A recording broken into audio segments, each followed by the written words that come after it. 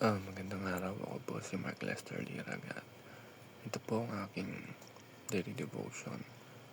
Ano ang tunay na ibig sabihin ng magpakatao na tinalakay po ni Pastor Russell Ocampo sa 365 daily devotion.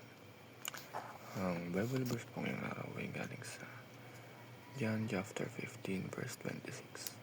Sabi po ay, "But when the Comforter is come, whom I will send unto you from the Father, even the Spirit of truth, which proceeded from the Father, shall testify to me."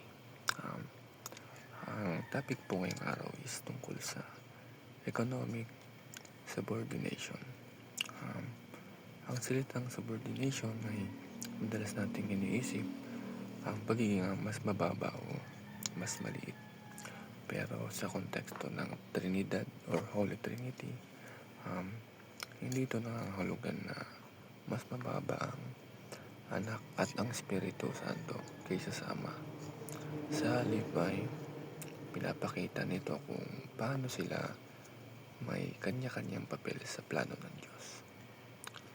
Ang first teaching is, the Father sent the Son to express His great love. Ang Diyos Ama ang nagpadala kay Jesus dito sa lupa upang ipahayag ang kanyang dakilang pagmamahal sa atin. Gaya ng sinasabi sa John 3:16, "For God so loved the world that He gave His only begotten Son." Ibig sabihin na hindi lang basta nagmamahal ang Diyos, pinatunayan niya ito sa pamamagitan ng pagsugo kay Jesus upang tubusin tayo sa ating mga kasalanan. Ang second teaching is, Jesus' submission is the essence of true humanity.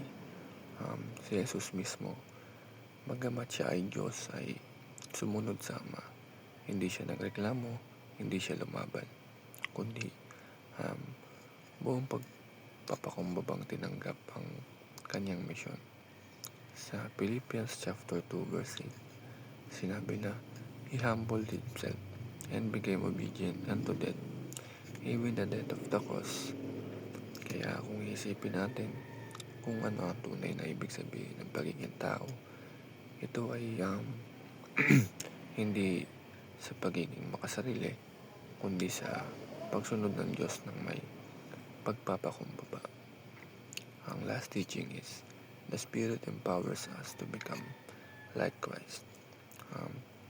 Ang Espiritu Santo ay ang tumutulog sa atin upang maging kagaya ni Kristo.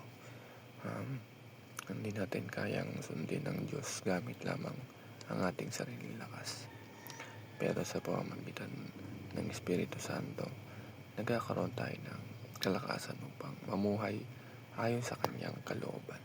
Yun lamang po.